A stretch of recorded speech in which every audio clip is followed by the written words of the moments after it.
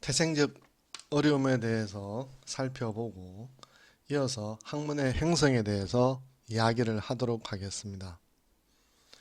태생적 어려움은 중국 미학사, 넓게는 동아시아 미학사를 분과학문 체계가 요구하는 규범에도 맞추고 또는 고대 문화가 있었던 고유한 방식을 잃지 않는 두 가지 조건을 맞추기가 어렵다라는 맥락이었지 않습니까?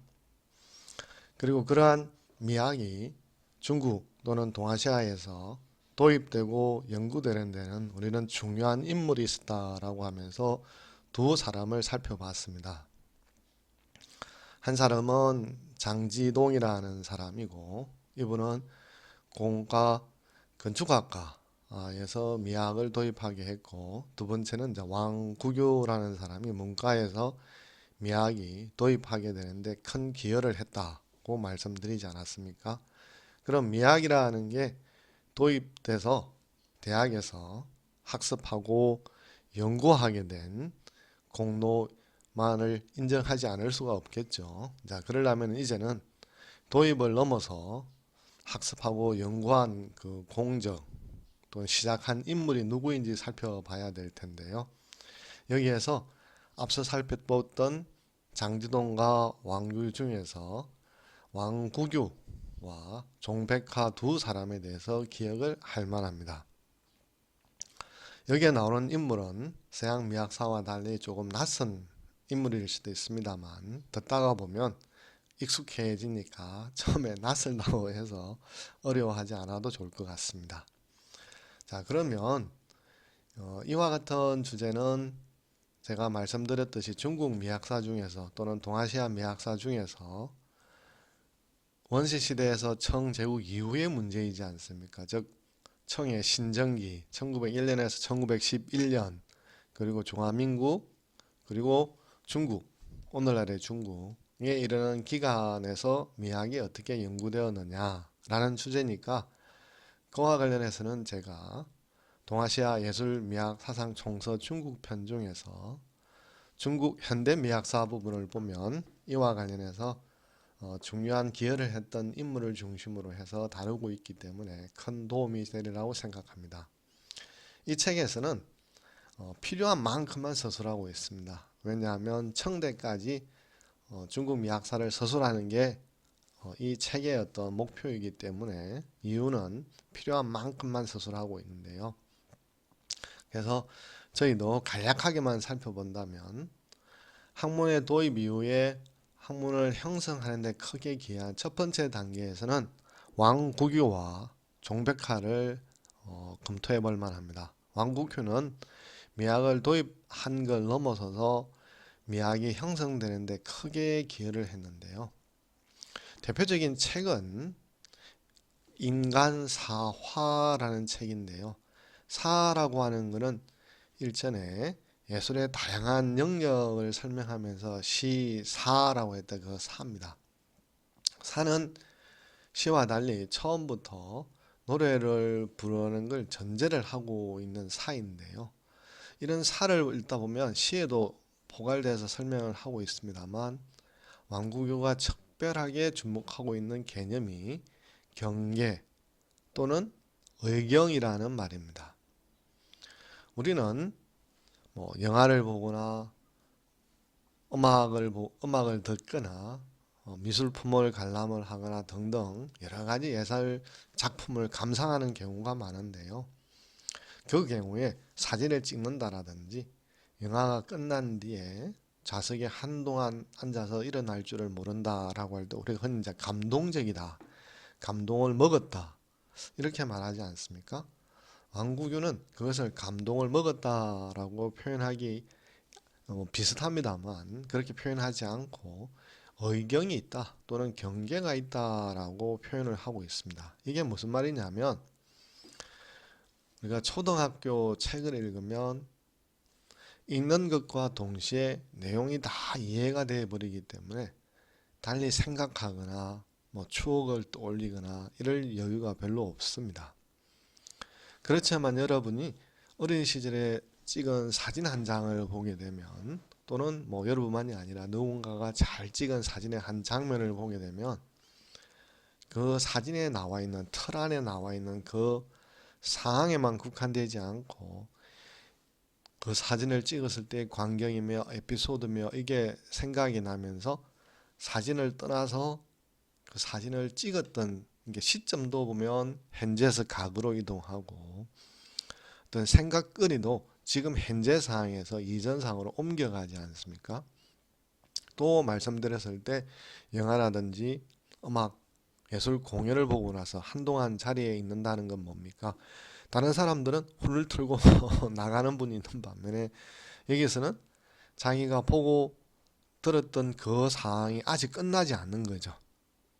자리에 일어서서 나가는 사람은 이미 상황이 다 종료됐다고 할 수가 있지만 그러나 이분한테는 여전히 음악은 연주되고 있고 영화는 진행되고 있고 그 상황 속에 자기는 여전히 머물러 있습니다. 이러한 사람을 시 공간을 벗어나서 즉 현재에서 다른 시간대에 있게 하거나 또는 추억을 불러일으키거나 또는 여기 지금 보고 들은 예술 작품에 대한 감상을 촉매로 해서 이전에 생각한 주제를 갖다가 연상해서 생각의 실마리 속으로 생각의 바다 속으로 들어가게 하는 작품이 있는 반면에 제가 방금 말씀드린 것처럼 초등학교 책을 보면 다 이해가 되어서 끝나버린다고 말씀드리지 않았습니까? 그렇게 할 때 왕구교는 의경이 있느냐 없느냐라는 기준을 가지고 예술 작품이 뛰어난가 뛰어나지 않는가라는 기준을 제시한 적이 있습니다. 지금도 현대미학에서 즉 중국 현대미학에서 의경은 예술 창작과 예술 감상에 있어서 중요한 비평이자 평가 용어로서 연구되고 있습니다. 여러분도 이에 대해서 관심을 가진다면 방금 말씀드렸던 동아시아 예술미학 사상 총서에서 제가 의경을 가지고 다룬 내용이 있으니까 참조하시면 큰 도움이 될 것 같습니다. 자, 두 번째 인물은 종백하인데요. 이분의 대표적인 책은 이제 미학 삼보라는 책인데요. 뭐 삼보라는 책 제목처럼 어려운 내용을 아주 복잡하게 다루는 전문 서적이라기보다는 중국의 이전 문헌에 있어서 미학과 관련되는 내용을 가지고 자기 스스로 어떤 수필식으로 좀 어떨 때는 근거를 제시하면서 다소 어려운 부분도 있습니다만 내용을 쭉 쓰고 있는데요. 대표적인 것은 중국의 의식주라고 하는 생활 심미와 관련하는데 특히 이제 주례의 고공기와 관련해서 거기에 나와 있던 기기라든지 도구가 어떻게 미학의 맥락에서 의의가 있는가를 살피는데 주목을 하고 있습니다. 장파는 방금 설명드렸던 왕구교와 종백하 두 사람의 미학에 대한 즉 미학의 형성에 대한 끼친 공과 뭐 장점과 한계를 평가하고 있는데요. 뭐 기여라고 한다면 당연히 장지동과 왕규가 중국에 미학을 도입한 이래로 연구하고 학생들에게 교육을 해서 미학사를 개척했다라고 하는 중요한 기여를 했고 이러한 성과들은 다음에 다가올 후배들에게 큰 시사점이 되었다라고 말씀드릴 수가 있겠습니다. 하지만 왕구교와 종백하는 중국 미학 연구에 있어서 가장 초기에 해당되는 인물인 만큼 그 연구는 한계를 가질 수밖에 없는데요. 이에 대해서 장파는 두 사람의 작업이 점과 면에 머물다라고 평가를 하고 있습니다. 우리가 흔히 점과 면만 머물다 하면 하나가 빠진 게 뭡니까? 입체적이지 않다, 입체감이 없다라는 뜻이지 않습니까? 그러면 분명히 기여했지만 아직은 중국 미학, 넓은 의미에서 동아시아 미학을 입체적으로 체계적으로 서술하는 데는 한계가 있었다라고 말씀드릴 수 있겠습니다. 왕구교는 앞에서 사진을 봤기 때문에 두 번째 보게 되는데요. 좀 낯설 보기 느낌이 좀 줄어들지 않습니까? 그다음에 이제 종백화는 서재에서 불상에 대한 연구도 하고 또 다양한 연구 자료들을 모아놓고 그 연구 자료 더미 앞에 있는 모습을 보고 있습니다. 방금 왕구교와 종백화의 초기 연구에 대해서 살펴봤다면 그 바톤을 이어서 연구한 인물로서 우리가 시창동이라는 사람을 살펴볼 기회에 이르렀습니다. 시창동의 대표적인 책은 선진제자 미학사상술평, 또 그 옆편에 보면 한대 미학사상술평이라고 하는 책인데요. 이 책의 어떤 의의라 그럴까 내용을 살펴볼 때 단대사라는 건데요. 단대사라는 말에 상대되는 말은 통사입니다. 통사라고 하는 것은 어떤 한 나라 지역의 역사를 서술할 때 원시 시대에서 시작해서 지금 현재까지를 다 포괄하는 걸 통사라고 그러고, 단대사라고 하는 것은 원시 시대에서 현대에 이르는 시대 중에서 과정 중에서 특정한 시대, 그래서 앞서 살펴보았던 책으로 간다면 선진시대, 선진시대의 제자, 그러니까 선진시대 제자 다음에 다시 진한으로 가야 되는데 이 책에서는 선진시대의 제자에 대해서만 다루고, 또 이 책에서는 선진시대 제자를 이어서 한대를 다루고 그 다음에 또 위진남북도를 다루지는 않죠. 이렇게 특정 시대를 다루는 것은 단대사라고 하는데, 시창동은 그런 단대사 저작을 한 기여가 있다라고 말할 수 있습니다. 다음에 중국 미학사라는 과목의 선구자적인 역할을 했는데요. 어떤 걸 했냐 그러면 일종의 통계적인 연구를 많이 하게 되는데, 고대 미학과 관련된 자료 중에서 다양한 어휘들이 있지 않겠습니까? 그 중에 특히 미자, 아름다울 미자와 관련해서 어느 책에 이게 몇 번이 나오고 또 그때 나오는 의미가 뭔지, 이런 것을 이제 용례 분석, 의미 분석이라고 하는데요. 이거에 집중을 했습니다. 이러다 보니까 이러한 연구는 이후의 연구에도 그대로 영향을 주고 또 수용될 수 있죠. 왜냐하면 앞에 있는 이런 시창동의 연구가 없다면 이후의 연구자도 이런 용례 분석을 통해서 미라고 하는 것이 어떤 용례와 미가 있느냐를 살펴봐야 되는데, 직접 해야 될 것을 시창동 연구를 통해서 도움을 받을 수 있는 거죠. 하지만 첫 술에 배 부르라라는 것처럼 시창동의 연구도 한계를 가질 수밖에 없습니다.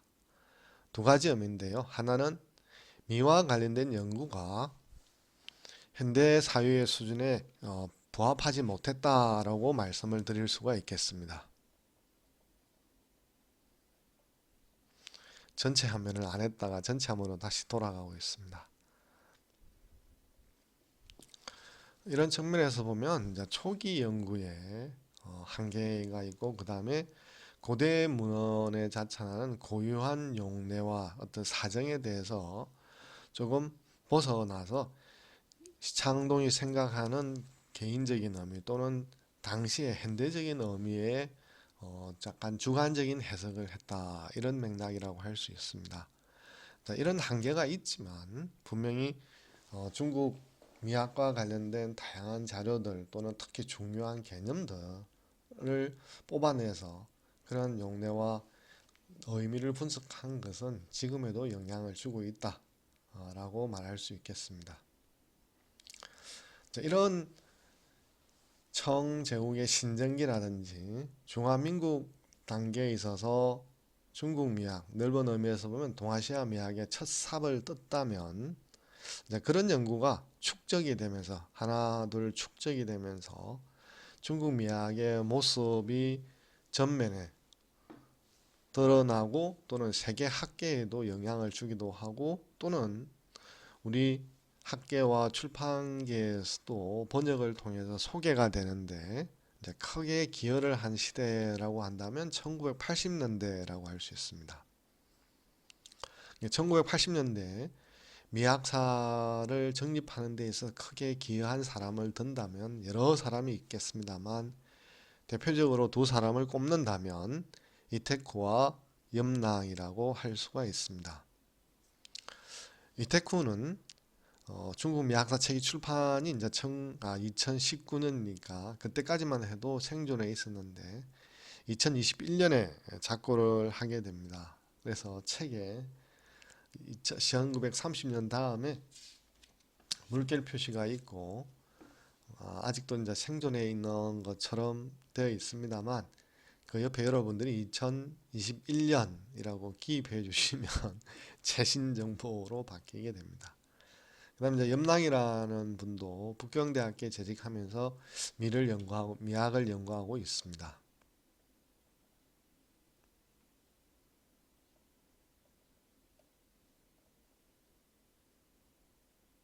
나중에 소개해 드릴 텐데요.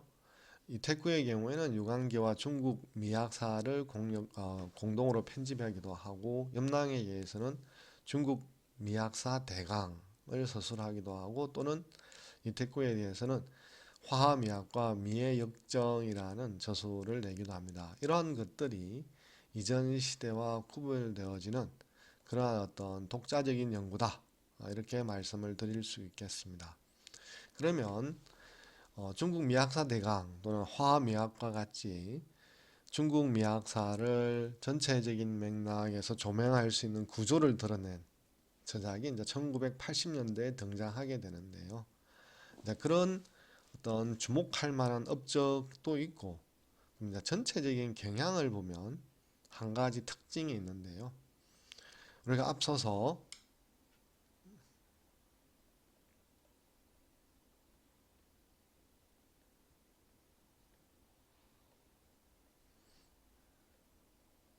중국의 여러 문헌들에 대해서 미학의 구성 요소 중에서 생활 심리의 여러 방면, 예술의 여러 영역들, 철학에서 이제 총체적인 연구가 있다. 이제 그것을 서양 미학의 네 가지 작품 유형, 1번 특히 이제 1번과 2번 유형이죠. 이에 맞춰서 이제 서술한다면 미학이 학문으로 이제 정립될 수 있는데 중국에는 그러지 못했다라고 우리가 이제 살펴본 적이 있는데요.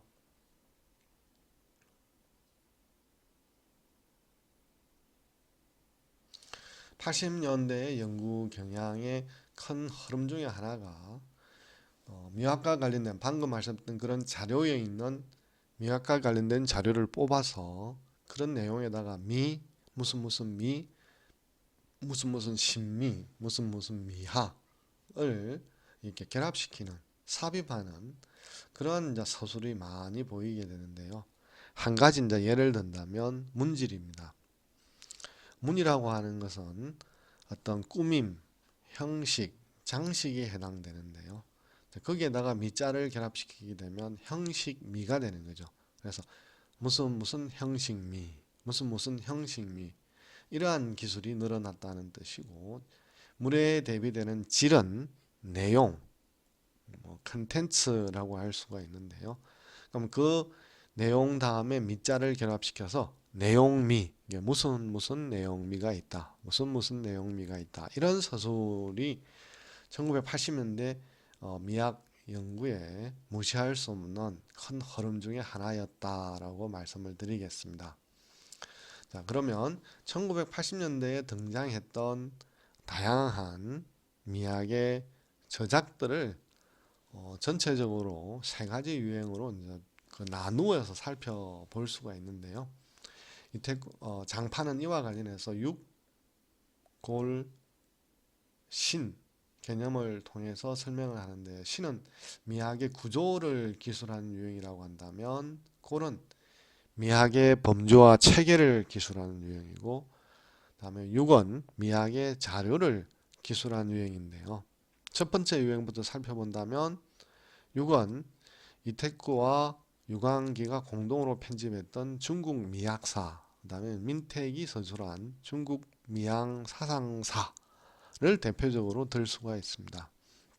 이 중에서 이테쿠와 유광기가 공동으로 편집한 중국 미학사는 한국어로도 우리나라 말로도 번역이 되는데요. 전체 번역은 안 되고 앞부분만 번역이 되어 있습니다.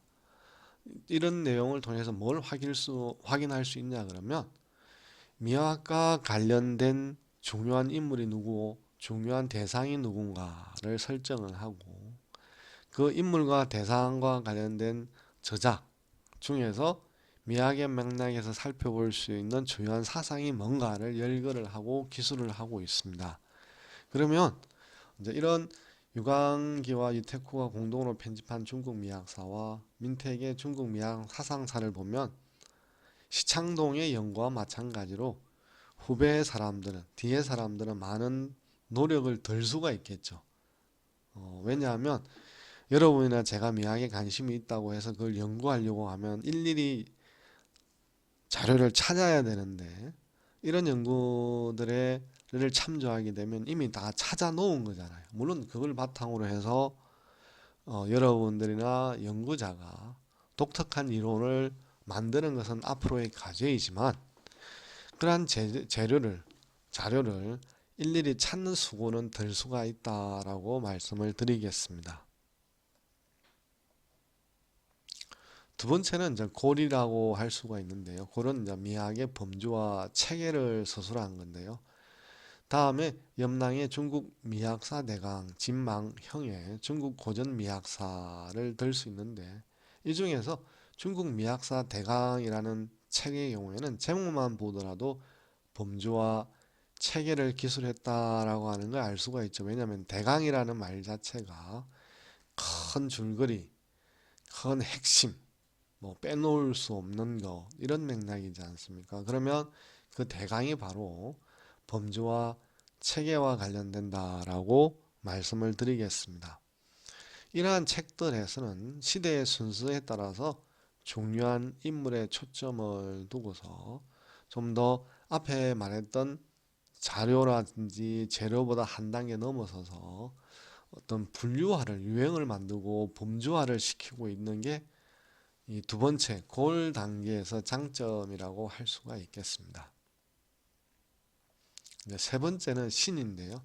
미학의 구조를 서술한 유행이라고 할 수가 있는데 여기에는 이제 이테쿠의 화하미학인데요. 이 외에도 미의 역정이라는 책이 있습니다.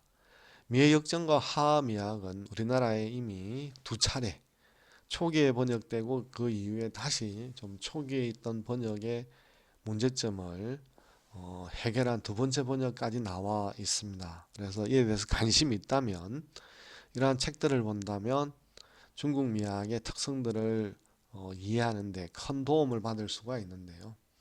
이태구는 화미학과 미의 여정에서 강조하고 있는 것은 중국 미학에서 빼놓을 수 없는 구조를 형성한 게 무엇이냐.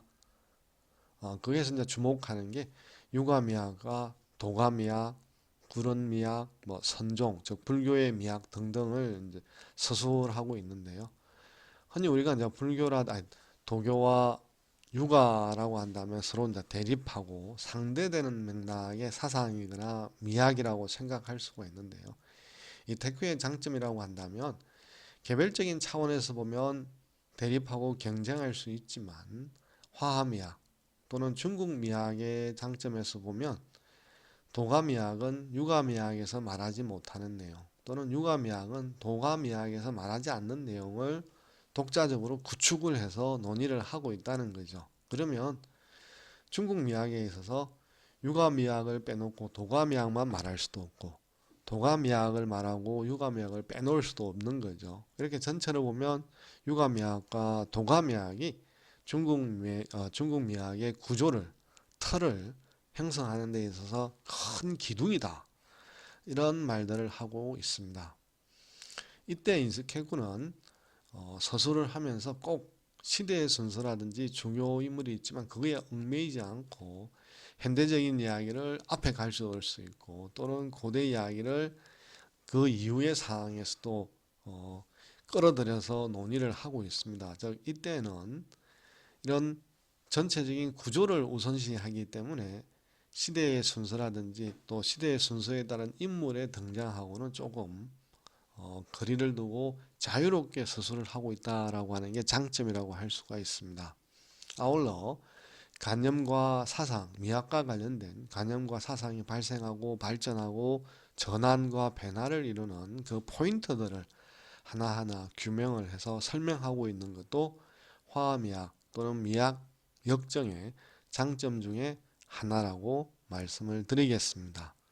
그러면 지금까지 중국 또는 넓은 의미에서 동아시아 미학에 있어서 미학이 대학에 도입되면서 연구되고 학습하면서 어떤 성과를 내느냐. 그래서 가장 초기에 종백화와 왕국의 연구, 이어서 시창동의 연구 또는 그런 연구가 축적이 되면서 나타났던 1980년대 미학 열풍, 그런 열풍을 반영하던 뚜렷한 성과를 냈던 종백화와 염랑의 책의 내용에 대해서 간략하게 살펴보았습니다. 조금 있다가 다음 내용으로 이어가도록 하겠습니다. 고맙습니다.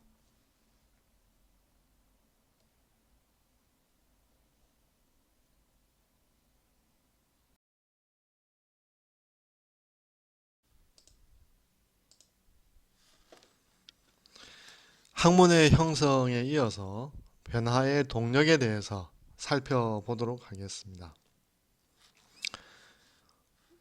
오늘날 학문은 서양 근대의 분과 학문 체제에 따라서 형성되고 발전되고 연구되고 있는데요.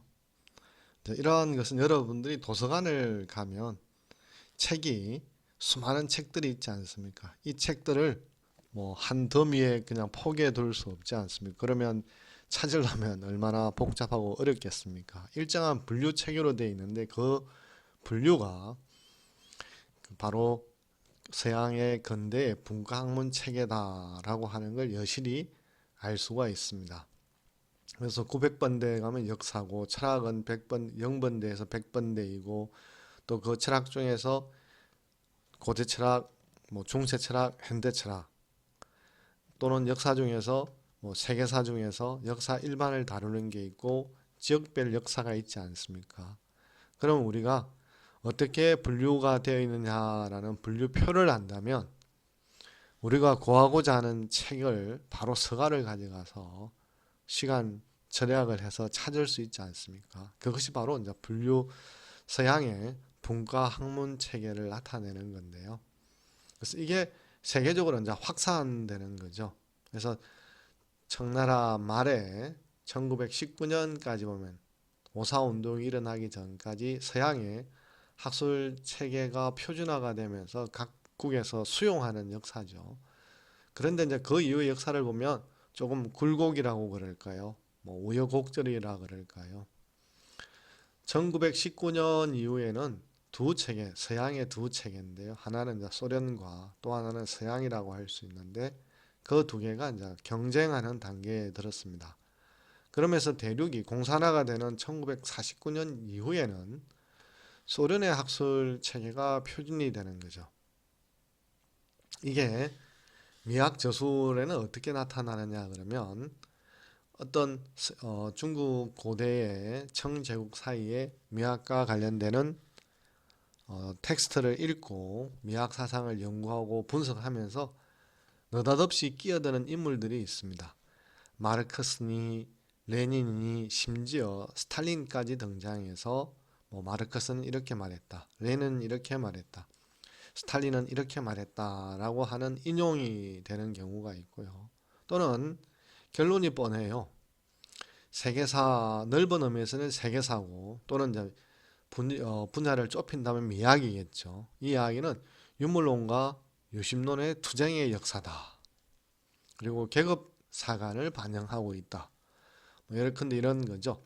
뭐 공자를 서술한다면 당신은 노예제 사회라는 시대로 단정해 놓고 그러면 노예주 계급을 위한 학문이냐 노예를 위한 학문이냐 이렇게 하고 난 뒤에 이제 평가를 하는 거고 그 뒤에는 또 봉건제 봉건영주와 농노를 위한 중에 어디를 누구를 위한 누구의 이해를 위한 철학이냐 미학이냐 이런 결론을 내리고 있습니다.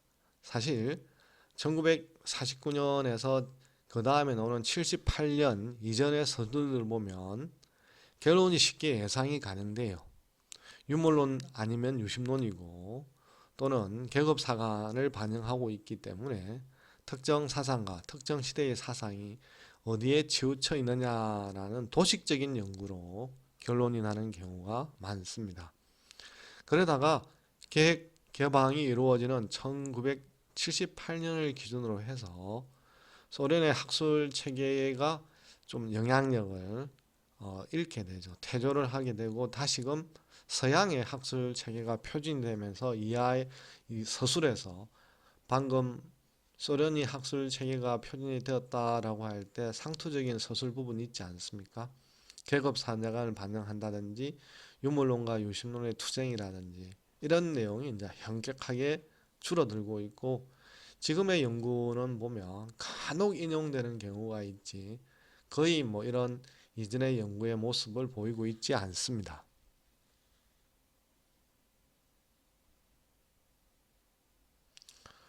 이런 의미에서 청의 말기인 신정기 1900년대에서부터 오늘날 이르면 한 100여 년 정도 100년은 넘게 되죠. 미학이라는 학문이 대학에 도입돼서 연구되고 학습을 한 역사를 보면 100년 정도가 되는데요. 이 100년이라는 가정을 전체적으로 이제 총람한다면 두 가지 정도로 말할 수가 있겠는데요.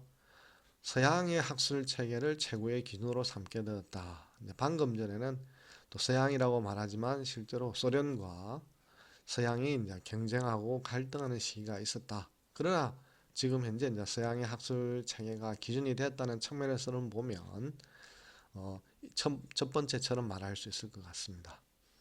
그러나 서양의 학술 체계도 늘 영원한 건 없는 거죠. 고대에서 현대로 다시 또 현대에서 지금 포스트 모더니즘처럼 탈현대라고 하는 말들을 심심찮게 하고 있지 않습니까? 이런 측면에서 보면 중국의 미학은 서양과 함께 출발하지만 서양도 바뀌어가는 그런 큰 흐름 속에 있다. 이렇게 보면 꼭 어떤 식으로 서술해야 된다라고 답이 없는, 그렇죠? 왜냐하면 근대라든지 현대의 기준으로 미학사를 서술하려고 그러면 이미 탈현대의 흐름이 있기 때문에 그 기조에서 또 보면 제대로 서술했느냐라는 의문이라든지 질문이 제기될 수 있지 않습니까? 이런 측면에서 보면 꼭 이렇게 써야 된다라고 답이 정해져 있지 않는 새로운 사항, 어떤 의미에서 보면 뭐 이렇게 해도 저렇게 돼도 답이 없는 좀 더 혼란의 어떤 시대라고 할 수 있겠습니다만은 또는 개인적으로 새로운 방식으로 시도를 할 수 있는 도전의 어떤 시대라고도 말씀드릴 수가 있겠습니다.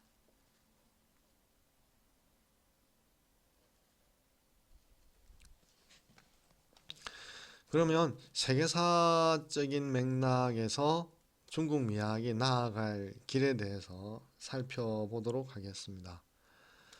장파는 세계사적인 전환이 크게 일어난 계기를 세 가지 정도의 주목을 하고 있는데요. 첫 번째는 이제 기축시대, 축이라고 하는 게 이제 기둥 정도로 생각하시면 될 것 같은데요. 집을 지을 때 기둥이 없으면 땅 위에서 조금 더 위로 올라갈 수가 없지 않습니까? 기둥을 세우고 난 다음에 그걸 연결해서 이후에 올릴 건물의 하중을 버텨내지 않습니까? 그런 측면에서 지금 우리 지구상에는 다양한 나라와 문화가 있지만 크게 그러한 오늘날의 문화를 형성하는 데 있어서 초기 단계에 가장 기여한 게 뭐냐라고 했을 때 이제 기원전 6세기에 나타났던 세계 3대 문화라고 말하는데요. 지중해, 뭐 그리스 로마이고 인도, 황하의 중국이라고 할 수 있는데요. 이게 이제 어떤 의미에서 축이 되느냐, 기둥이 되느냐라고 한다면 원시 사회에서 나타나는 이제 주술적 사고가 있죠. 물론 이 주술적 사고에 대해서도 완전 이제 미신이다라고 폄하하기보다는 이 사람들이 가지고 있는 나름대로의 세계에 대한 과학적 이 기준, 이 시대의 기준에서는요, 과학적 기준이라고 할 수 있겠죠.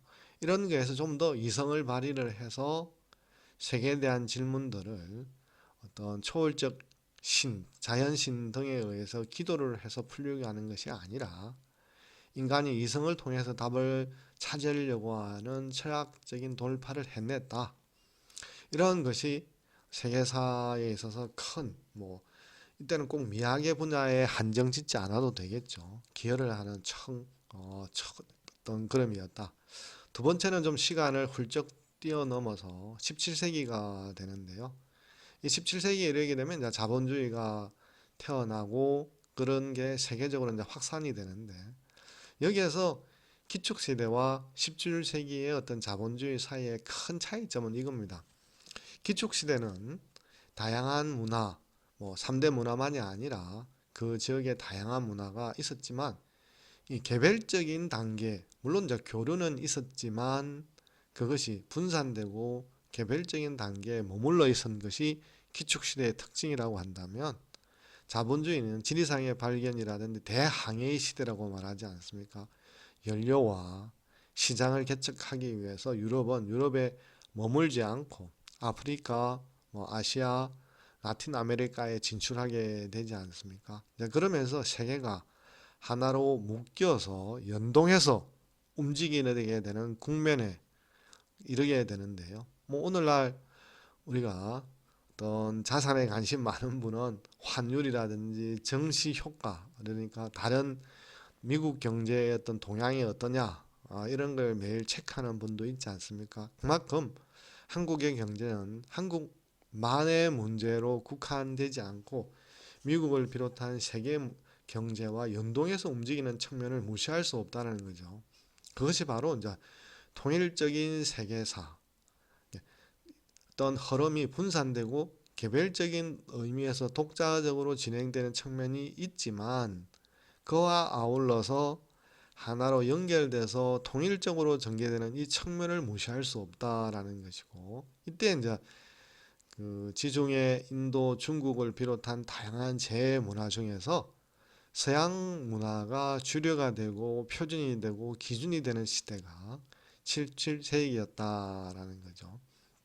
그러다가 또 이제 20세기에 이르게 되면 소련이 붕괴한다든지 사회주의가 붕괴하지 않습니까? 이러면서 탈현대와 세계화가 더욱더 깊은 심도로 진행이 되는데요.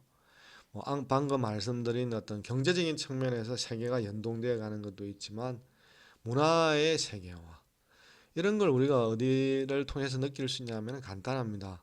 여러분들이 우리나라만이 아니라 세계에 내노라 하는 도시에 여행을 하게 되면 프랜차이즈가 한국에 있는 게 외국의 다른 나라에도 있고 외국의 다른 나라에 있는 프랜차이즈가 한국에도 있습니다. 그래서 예를 든다면 일본의 동경이랑 중국의 북경이랑 상해, 한국의 서울이랑 부산이 각각의 개별적인 특성이 있음에도 불구하고 현대의 대도시라는 측면에서는 서로 비슷해지는 측면이 있습니다. 이전에 5층 규모의 스카이라인이 초고층, 50층, 100층이 줄지어 등장하고 그죠. 그러면서 세계 곳곳에서 커피라고 한다면 스타벅스는 곳곳에 침투를 해 있죠. 이런 것처럼 비슷하게 닮아가는 것들이 이제 세계화라고 할 수가 있죠. 그게 이제 일체화를 한 몸, 하나의 덩어리처럼 되어 간다라는 건데요. 그래서 두 가지 경향이 있는 거죠. 세계는 일체화를 위해서 통일된 어떤 기준에 의해서 닮아가는 그런 측면의 현대화도 있지만 그런 닮아가는 측면도 있지만 또는 개별적인 측면도 무시할 수 없죠. 그래서 다양성을 향한 민족화 이 두 가지 이제 흐름이 공존하는 것이 세계사의 큰 전환의 세 가지였다라고 말씀을 드리겠습니다. 그러면 중국 또는 넓히면 동아시아 맥락에서 전통 문화에 대한 어떤 태도는 어땠을까요? 이 또 세 가지를 살펴본다면 첫 번째는 이제 전체적인 부정이라고 할 수가 있는데요. 주로 이제 이게 근대화, 새로운 도시화, 그러니까 과거제 폐지와 같은 즉 전통 시대를 유지하던 삶의 제도들이 이제 붕괴하고 새로운 어떤 문화, 새로운 제도, 민주주의, 과학 기술 등등의 현상들이 심화되어 가지 않습니까? 이런 상태에서 이전의 것들을 어떻게 바라보느냐라는 거죠. 우리도 보면 새마을 운동이라든지 근대화라든지 도시화가 일어나기 전까지 자연 불황을 중심으로 해서 작은 마을들이 집성촌들이 곳곳에 산재해 있다가 공업화 산업화가 되면서 농촌과 어촌에 있던 많은 사람들이 도시로 오지 않습니까? 그죠? 그러면서 그 과거에 있던 전통 문화에 대해서 긍정적이기보다는 부정적인 관점이 많이 나타나는 거죠. 이때 이제 많이 쓰는 말이 이제 봉건적이다, 구시대적이다, 또는 과거를 이야기하게 되면 시대 착오적이다, 이런 말들을 많이 하게 되는 거죠. 그렇게 보면 과거에 있었던 문화적 또는 다양한 예술적 성취들을 그냥 지금 시대 이전에 있었다라는 것으로 인해서 도매값으로 부정당하는 시대였다고 할 수가 있습니다. 그 다음에 이제 두 번째는 좀 더 전체적인 부정, 전반적인 부정에서 약간 객관화가 된 시대라고 할 수 있는데요. 비판 개성인데요. 즉 과거의 전통 문화라고 해서 모두 도매금으로 싸잡아서 부정할 것이 아니라 그 중에는 비판할 점도 있지만 또 개성할 점도 있지 않느냐. 그래서 이 두 가지를 종합하는 것이 비판과 개성이라는 흐름이라고 할 수가 있겠습니다. 또 하나의 흐름은 1949년 중국이 대륙이 공산화되면서 그 있던 국민당 정부가 대만으로 가게 되는데요. 그래서 대만에서는 기존에 있었던 유학을 새롭게 조명하면서 근대의 자본주의, 자유주의, 민주주의, 과학과 기술의 어떤 분과 학문 체계와 유학을 재결합시키려고 하는 연구가 시작이 되는데요. 물론 이제 이때 중국에서는 유물론과 유신론 사관이 득세하던 시기니까 크게 대별된다고 할 수가 있겠죠. 자, 이러한 연구들은 중국에서 1980년대 미학을 비롯해서 전통 문화를 재해석하려는 흐름에 큰 조응을 하게 되죠. 이런 이제 세 가지 흐름이 있었는데 이 중에 첫 번째는 이미 미학화되어져서 그 영향력이 상당히 줄어들었다고 한다면 두 번째와 세 번째는 개별적으로 진행되어 가기도 합니다만 합류하고 종합화되는 그런 경향을 보여주고 있습니다. 자, 그러면 세계 주류 학계에서 역사가는 이제 크게 두 가지인데요. 그러나 이제 장파가 서술하고 있는 또 하나를 합치면 세 가지라고 볼 수가 있는데요. 첫 번째는 이제 기축 역사관인데요. 이제 이런 개별적으로 연구되어 오던 축적되어 오던 역사의 중요한 기둥들이 있는 거고 또 하나는 전 17세기의 자본주의 이후에 개별적인 전통 문화의 어떤 독자적인 가치와 방향도 있지만 통일된 세계, 그러니까 앞에는 이제 개별적이고 분산된 역사관이라고 한다면 여기에서는 하나의 체제로 살펴보는 통일된 세계사인데요. 이 두 가지 요소가 공존하면서 앞으로 나아가고 있고 장파는 여기에 더 추가하고자 하는 것은 이제 진화론적인 역사관이다.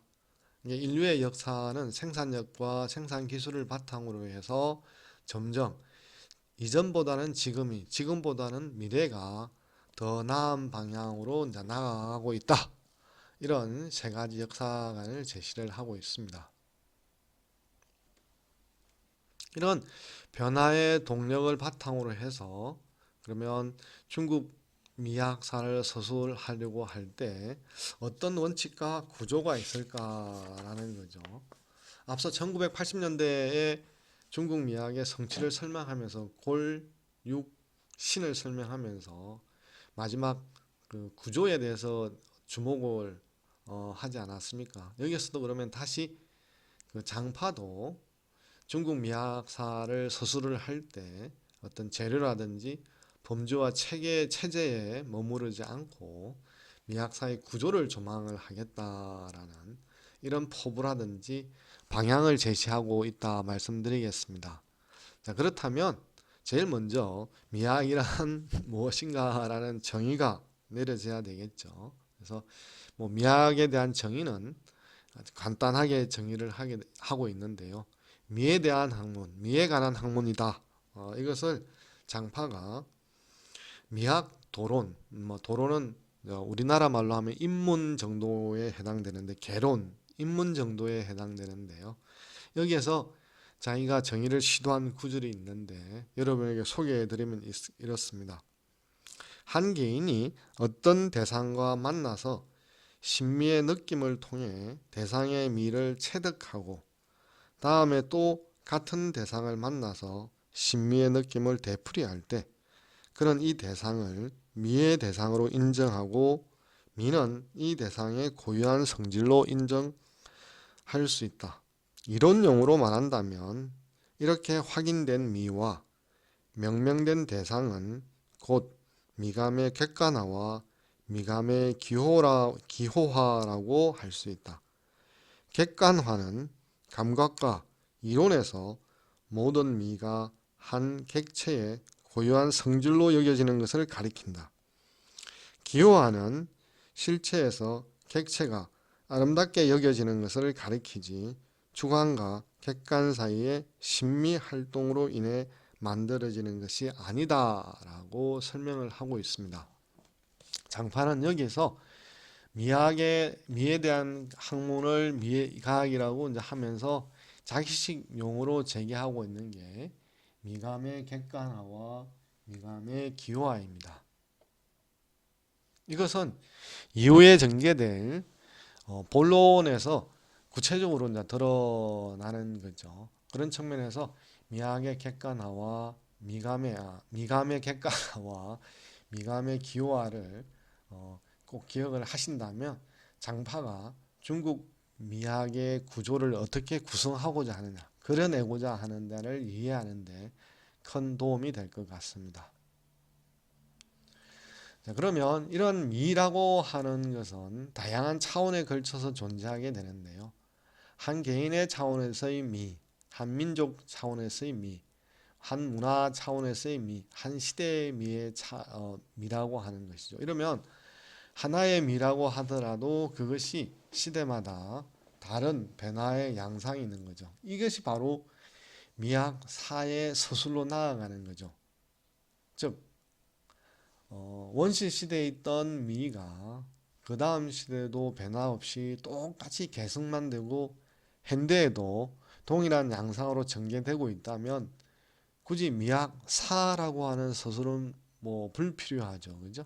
그냥 미학의 특징만 서술하면 그것으로 끝이 되지 그것이 어떻게 바뀌었느냐라고 하는 부분이 없으니까 미학사 서술이 필요 없는 거죠. 그러나 개인, 민족, 문화, 시대마다 미의 다른 특징이 있기 때문에 그래서 이제 우리가 목차에서 살펴봤듯이 선진, 진한, 위진남북조, 수당, 송, 원, 명, 청 이런 시대 순서와 관련해서 각각의 미 또는 미를 그 시대에 주도하는 계층의 변화 또는 어떤 시대는 화려하고 장식적인 요소가 부각된다면 또 어떤 시대는 단박하고 어떤 장식적인 요소가 절제되는 것들이 시대적인 어떤 주조로 자리 잡는 측면들이 있죠. 또는 개방적이고 다른 나라와 교류하는 측면이 있는다면 또는 민족의 어떤 고유한 측면을 부각시키는 그런 특징이 시대마다 달라지고 있습니다. 이러한 것들이 바로 미학사를 서술하게 되는 원인이자 동력이라고 말씀을 드릴 수 있겠습니다.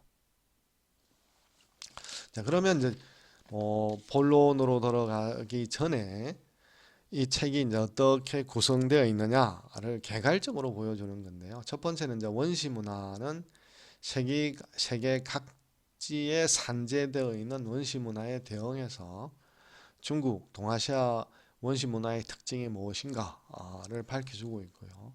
다음에 통일 제국이 등장하기 이전에 어떤 하상주 문화인데요. 이것은 기축 문화 중에 하나였던 이집트, 특히 이제 고 이집트 중에 고급 문화에 대응을 하는데, 여기에서는 지방과 나라가 가국이 별도의 어떤 조직이 아니라 하나의 덩어리로 존재하고 있고, 여기에는 보면 채도라든지 옥기 등이 예술적 성취를 보여주는 사례로서 확인할 수가 있습니다.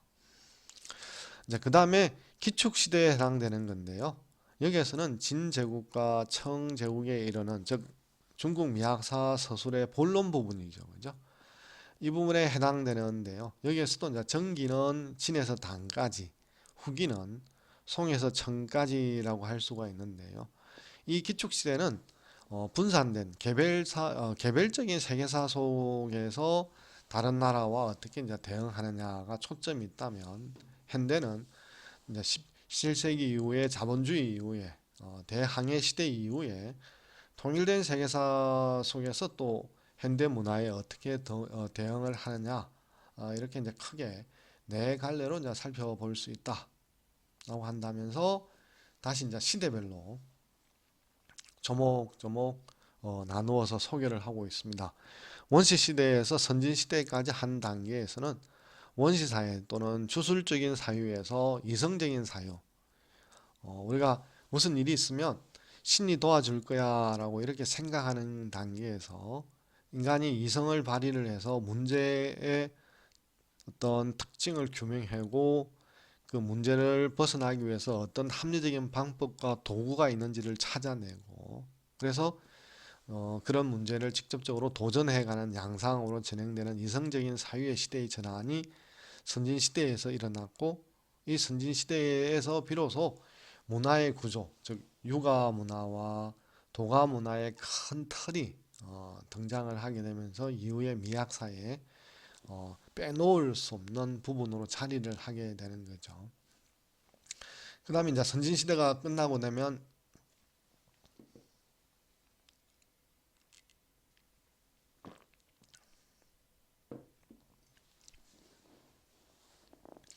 진한해 진한해 새로운 시대로 들어서게 되는데요. 이 당시에 이제 미학의 유불도 또는 구론 등등의 세 가지 유형이 등장을 하게 되고, 이 당시에 이제 큰 모든 것들을 서술할 때 대자를 중시하는 미학, 대미가 큰 미학적 구조로서 등장을 하게 됩니다.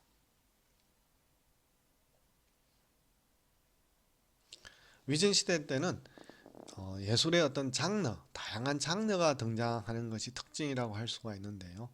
대표적으로 말한다면 서예, 회화, 조경, 뭐 여기는 쓰지는 않았습니다만 어떤 시 등등이 개별적인 미학 이론이 신장을 하게 되고, 이때는 앞에 말했던 양안 시대의 큰 대자 있지 않습니까? 그와 구별되어지는 아름다울 여자가 강조되는 그런 유미적 의미, 또 대표적으로 말한다면 이제 유엽이라는 사람의 문심조룡이라고 하는 책이 이 시기에 등장한다 라고 말할 수가 있겠습니다. 위진 시대의 어떤 분열기를 이어서 당 제국이 등장하는데요. 이때는 이제 이백, 두보, 왕유처럼 세 가지로 대별될 수 있는 시적 특징을 보여주게 되고, 후대 왕후교가 정립하게 되는 의경, 경계가 이 당시에 초보적인 이론의 형태를 드러내게 됩니다. 대표적인 작품이라고 한다면 사공도의 24시품, 시를 24가지의 양상으로 나누어서 품이라고 하는 말에 대해서는 우리가 지금은 1등, 2등 등으로 하거나 대상, 우수상 이렇게 분류를 하는데, 여기서는 품이라는 용어로 사용했다라고 말씀을 드릴 수 있겠습니다. 송나라 때는 중언이라고 하는 사대부 문화, 평담한 것, 화려한 것, 려에 대비되어져서 평담한 것들이 중요시되는 이런 단계, 또 다양한 논쟁들이 등장하는 그런 시대였다.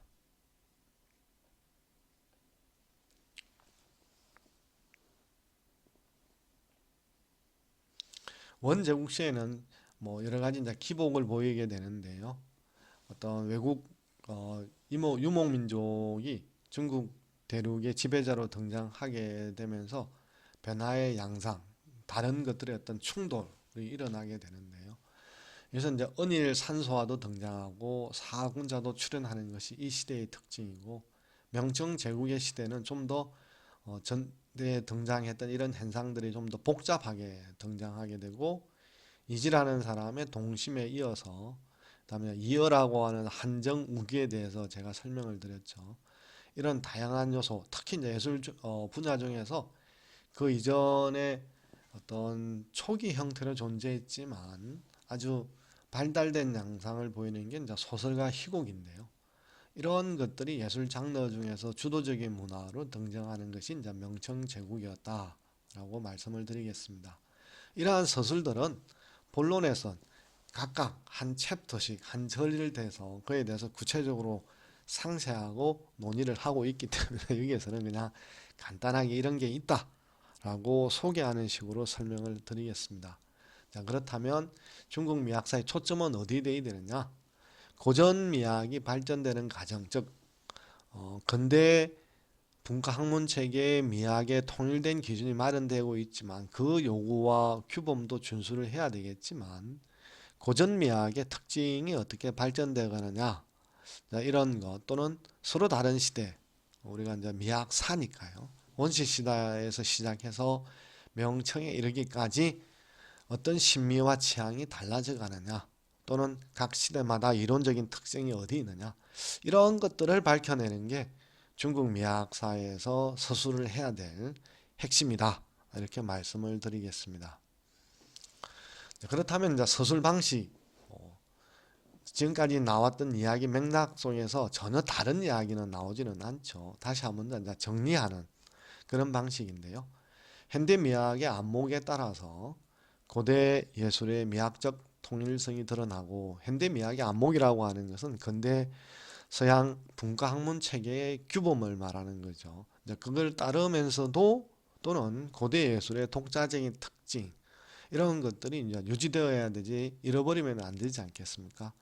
그래서 이러한 통일성으로 인해서 개별 문화 자체의 방식이 이제 도드라지게 드러난다. 그러면 서양의 미학과 다른 중국 또는 동아시아 미학의 특성이 살아날 수 있다라고 말을 하고 있습니다. 이상으로 일간 이끄는 글을 통해서 중국 미학사가 어떻게 서술될지, 또는 어떤 맥락에서 중국 미학사라고 하는 어떤 테마가 설정이 되는지를 살펴보는 시간이었습니다. 이후에는 강론으로 들어가는 거죠. 각 시대마다 처음부터 명청 제국에 이르기까지 미학사가 어떻게 전개가느냐라는 건데, 다음부터 원시사에서부터 한 단계씩 살펴보는 시간을 갖도록 하겠습니다. 고맙습니다.